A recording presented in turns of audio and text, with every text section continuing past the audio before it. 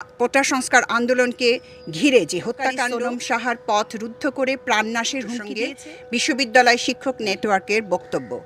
ঢাকা বিশ্ববিদ্যালয়ের উন্নয়ন অধ্যয়ন বিভাগের শিক্ষক সোনম সাহা একই বিশ্ববিদ্যালয়ের শিক্ষক গীতিয়ারা নাসরিন ও সামিনা লুৎফা এবং নাট্যকর্মী ফেরদৌসারা রুমির বিরুদ্ধে শাহবাগ থানায় যে সাধারণ ডায়েরি করেছেন তা জেনে আমরা বিস্মিত হয়েছি। বিশ্ববিদ্যালয় শিক্ষক নেটওয়ার্কের সক্রিয় সদস্য গীতিয়ারা নাসরিন ও সামিনা লুৎফার বিরুদ্ধে প্রণীত এই সাধারণ ডায়েরি দায়েরের ঘটনার নিন্দা জানাই।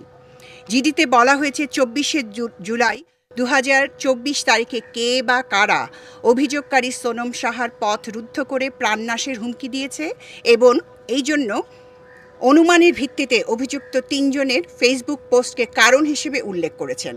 আমরা মনে করি 24শে জুলাইয়ের কথিত হুমকির সাথে গীতিয়ারা নাসরিন ও সামিনা লুৎফার সংশ্লিষ্টতা স্থাপনের চেষ্টা নেটওয়ার্কের সাম্প্রতিক অবস্থানের তাদের সক্রিয়তাকে প্রশ্নবিদ্ধ করার ষড়যন্ত্রের অংশ। কোটা সংস্কার আন্দোলনকে ঘিরে যে হত্যাকাণ্ড, সহিংসতা ও নাশকতার ঘটনা ঘটেছে তার পরিপ্রেক্ষিতে যখন আন্দোলনকারী বেআইনিভাবে ব্যাপক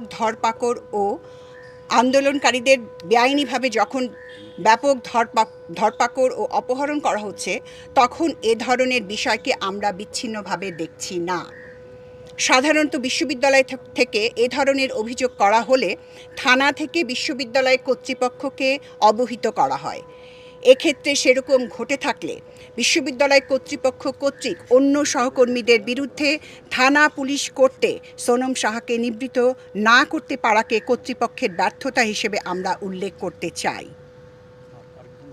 চলমান দমনপীড়নের মধ্যে সরকারের দায়িত্বপূর্ণ ব্যক্তিদের উক্তিতে সবার বিরুদ্ধে ব্যবস্থা নেবার যে ঘোষণা শোনা যাচ্ছে, যার মধ্যে ছাত্র জনতার পাশে দাঁড়ানো শিক্ষকরাও অন্তর্ভুক্ত রয়েছেন, তার সঙ্গে এই ঘটনার যোগসাজশ থাকতে পারে বলে আমাদের কাছে প্রতীয়মান হয়। আমাদের সন্দেহ 24শে জুলাই যে অভিযোগ করা হয়েছে তা 28শে জুলাইয়ের একটি দুটি সংবাদ মাধ্যমে প্রকাশ করার মধ্য দিয়ে জাতির কাছে বিশ্ববিদ্যালয় শিক্ষক নেটওয়ার্কের গ্রহণযোগ্যতাকে হেয় প্রতিপন্ন করার ক্ষেত্র প্রস্তুত করা হচ্ছে। আমরা হীন প্রচেষ্টাকে ধিক্কার জানাই।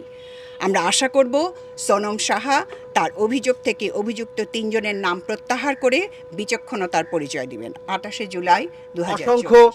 বেসরকারি বিশ্ববিদ্যালয়গুলোর মধ্যে যেমন ব্র্যাক বিশ্ববিদ্যালয়, নর্থ সাউথ বিশ্ববিদ্যালয়, স্ট্যামফোর্ড বিশ্ববিদ্যালয়, ড্যাফোডিল বিশ্ববিদ্যালয়, ব্র্যাক বিশ্ববিদ্যালয় এবং আরও অন্যান্য অনেক বিশ্ববিদ্যালয় থেকে সহকর্মীরা আজকে এই দুরূহ পরিস্থিতি অতিক্রম করে এই সমাবেশে যোগদান করেছেন। আপনাদের সবাইকে স্বাগত এবং এই প্রতিরোধে সামিল হওয়ার জন্য আপনাদেরকে শুভেচ্ছা জানাচ্ছি। আমরা আজকে আমাদের সমাবেশ শুরু করব।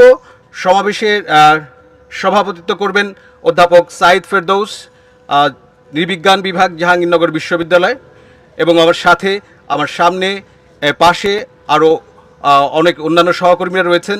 আপনাদেরকে একটু ধৈর্য ধরে আমাদের সাথে থাকার জন্য অনুরোধ করছি। ওটা নীতি নির্ধারণী না, ওটা মালিক পক্ষ করে। স্যার, প্রতিদিন চাপের মুখে আমাদেরকে নিউজ কভার করতে হয়। আপনি তো স্যার জানেন তো এটা। প্লিজ আমাদের জন্য ভাইয়া ঠিক আছে, আমরা সবাই ভুল বোঝাবুঝি কিছু নাই।